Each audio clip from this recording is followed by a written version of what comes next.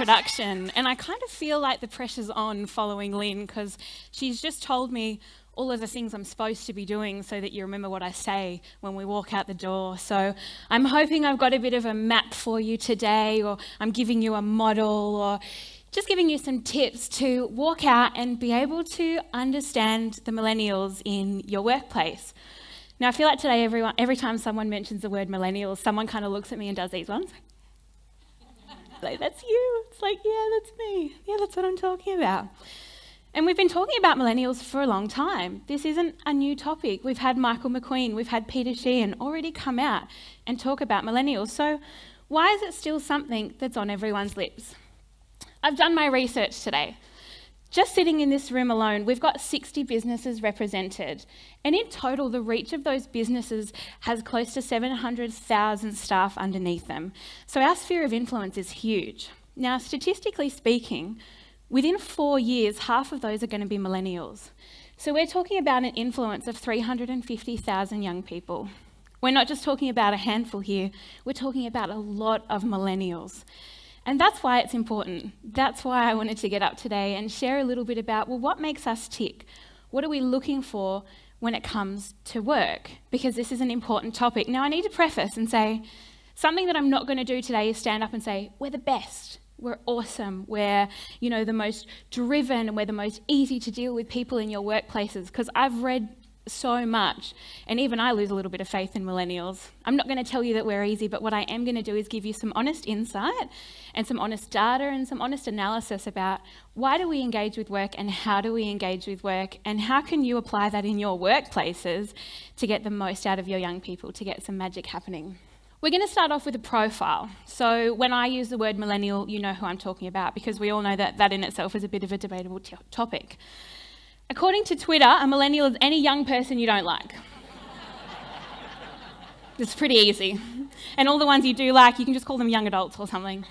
We're talking about people who were born between the early 80s and the early thousands. So at our youngest, we're just entering the workforce.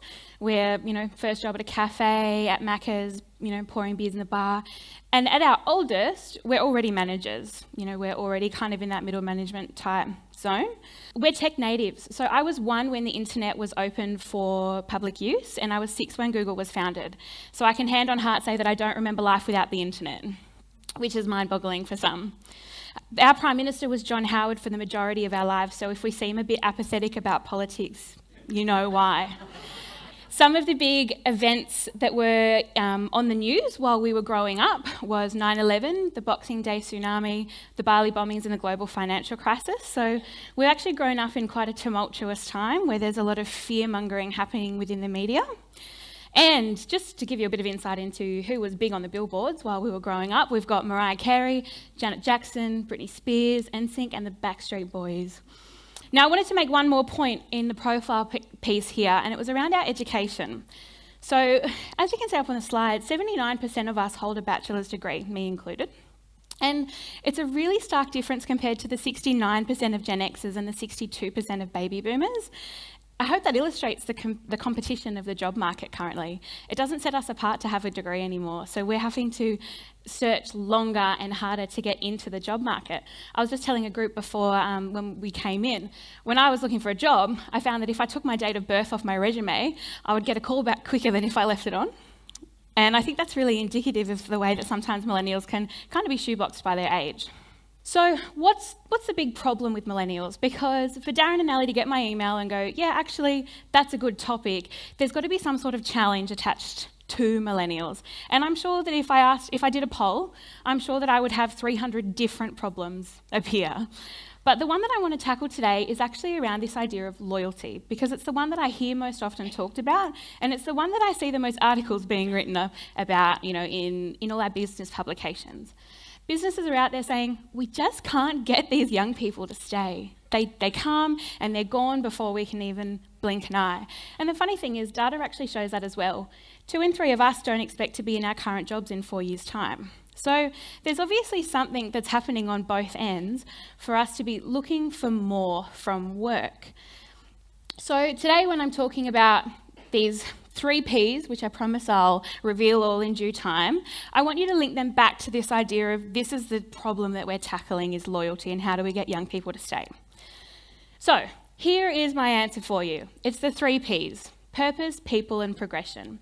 And these 3 things, when I look at data, and I speak a lot from the Deloitte Millennial Survey, so you'll see some quotes come up on the screen. They're actually all anonymous in the survey, so they don't have anyone quoted, but they're from the Deloitte survey, which is publicly available. And this is what data is saying that millennials are looking for from work. So we're going to move into purpose. And I know that when I say purpose, some of you kind of roll your eyes and you think, oh, we can't all be working for charity. We can't all be feeding the starving children in Africa. But what we're actually looking for when we talk about purpose isn't just the personal sense of fulfillment. We're actually looking at your business purpose and saying, why do you exist? Do you know the authentic reason that your business interacts with society? And do you communicate that in a manner that we can connect with?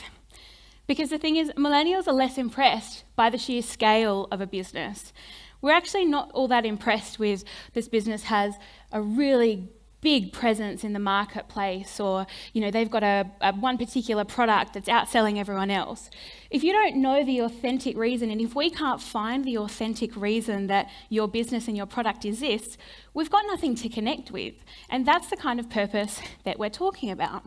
And that's where it gets really important for you as businesses to be communicating your business values and putting them out there so that when we're looking for work, we can actually look for somewhere that we can connect with. It's not just work. We're not just coming to be paid so we can pay the bills. We're coming to the place we're going to spend the majority of our life. So we want something that we can really engage with and invest into. And when we're talking about business values, it's this list that we're talking about.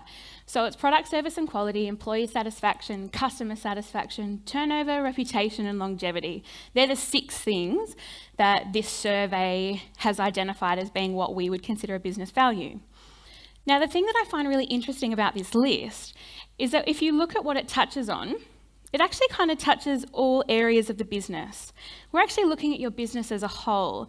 And the reason that is because there's this beautiful, romantic, altruistic belief that millennials have that business actually exists to have a positive impact in society, not just make profit. And I know that for some of you, you go, we've got to make money. How else are we going to keep going? How are we going to pay you millennials, if we're just focusing on making good impact in the world? But it's actually just about taking a look at why does our business exist? And at the heart of it, how are we giving back to society? How are we engaging with society? Because at the heart of every business, there's a human cause. The telcos are out there going, we're connecting people. And that's a beautiful sentiment. Anyone could connect with that. But make sure you're communicating that human sentiment in a manner that we can engage with. Profit is a benefit of a business that's doing good stuff, and it's no longer a luxury to be looking at and communicating the broader impact of your business. This is one of my favourite quotes from that survey. It's no longer a luxury to be looking at the way that your business interacts with society, because your future workforce is wanting to engage with that reason, not just with your product or your reputation. People. I also really love this point. It's kind of similar to the purpose point in that we're looking at your business and going, how are you going to look after me? Because the truth is, I'm going to spend more time here than I am in my own home. So am I going to enjoy being in this environment? Is it going to be nice for me? Is it going to be enjoyable?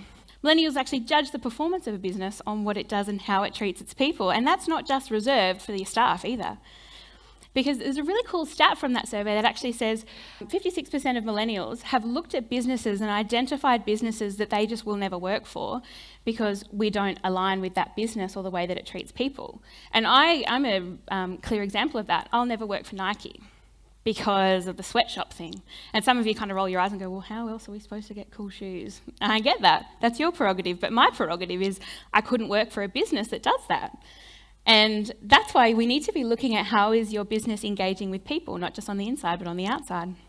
I work for Cure Brain Cancer Foundation, and I love my job there. I'm the campaigns and partnerships executive and in marketing, and I just think it's such a cool place to work, sing its praises till the end of the days. But I've got a great story about working at Cure Brain Cancer. About 2 months ago, our CEO gave the marketing team a mandate. She said, okay, you've had 2 people resign, and we were a team of 5, so it was a relatively significant number. And she said, you've got all this money to play with now, you've got all this time, take a look at what you're doing and how you're structured and make sure that it works for you, make sure that it's great. And the great thing about this process was, rather than just the bosses coming down and saying, this is our new structure and this is how we're going to do it, they took it as a consulting process. They met with all of us and said, tell us about your current role. What are you doing? Are we underutilising you? Are there skills that you have that you're not currently using in your role?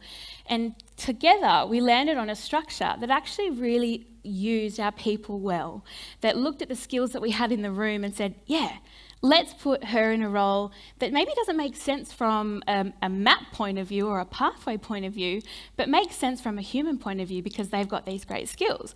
And for me, that was a huge indicator that if I stick around in this place, I'm going to be looked after. And I think that was just such a beautiful representation of the shift that we're making in business to actually look at the people we've got rather than just the roles that we need filled. Add the human element to it with your staff.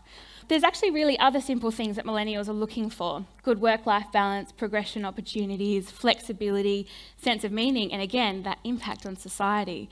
And these are the things that we're kind of trying to measure when we look at your business and whether we would like to work for you. Then there's other things too. Your physical space. What does your office space look like? How does it feel? There are so many TED Talks and blogs on, does your space, your physical space, provoke creativity from your staff? It's worth spending money on. And lastly, progression. This is my third P. And this is one of the ones that I think is quite funny when it's talked about, because often I hear the words entitled, narcissistic, self-absorbed, those kind of, is that a general consensus in the room? Yeah, we read those, we hear them thrown around when we're talking about millennials. But the thing is, when it comes to millennials, we get that we have to work hard to get to where we want to go. That's a massive misconception that we want to get to the top. There is nowhere in data that says we just think we can walk in and have the CEO's job. All of the data tells us that we know we need to work hard to get there. But what we want to know is that you, as our managers, are going to look at us and genuinely want us to progress. You're going to want to map out what our next steps are, help build the skills that we need for those next steps, and in the end be really stoked for us when we do get to where we want to go. I was having a conversation with my dad once, and for those of you who know my dad, this won't be surprising, but the conversation kind of got to a point where Dad said, "Oh, I'm just sick of you young people." I went, "Oh, hey Dad, let's talk about this. All right, what's going on?" And he said, "We've got this guy Mark in marketing. And he just upsets everyone in the boardroom. He's so full of himself. You know, he's just annoying everyone. He's upsetting everyone and he just wants a top job and it just really annoys me." And all I asked of my dad was, "Well, do you know that he wants the top job? Like, what does he want to do next? What's his ambition?" It was pretty quiet. And they're really simple questions that your managers should be able to answer about your millennials, really about any of your staff. All of these things aren't just for millennials when you look at it, but these are the things that millennials are driving in culture shifts in our workplace. So make sure that when you're talking to your millennials about progression, you're mapping out for them how you can help them get to where you want to go. This graph is from the survey, and I just want us to look at the one on the end, where people were saying there's a lot of support for those wishing to take on leadership roles. We're more likely to stay for more than 5 years. Just identifying and helping build leadership ambition is equal to your millennials staying longer. And all it is a conversation. It's a catch up every now and then. How are you tracking with those goals? Are you still wanting to go for that role next? Okay, is there any skills that you're lacking? What can we do now to help you? So how does this all relate back to ownership and progress? That's why we're here. When you look at those three things, really, it's clear that millennials are wanting to take ownership. We want to take ownership of our work. We don't just want to sit at a desk and look at spreadsheets all the time. We want to invest into something that's actually impacting society. And these three things and making changes in these areas that can help engage your millennials are going to help us do just that. So what's the thing I want you to remember when you turn around and walk out these doors? Know your authentic purpose, communicate it. Know your people, look after them, and map out the progression. Thank you.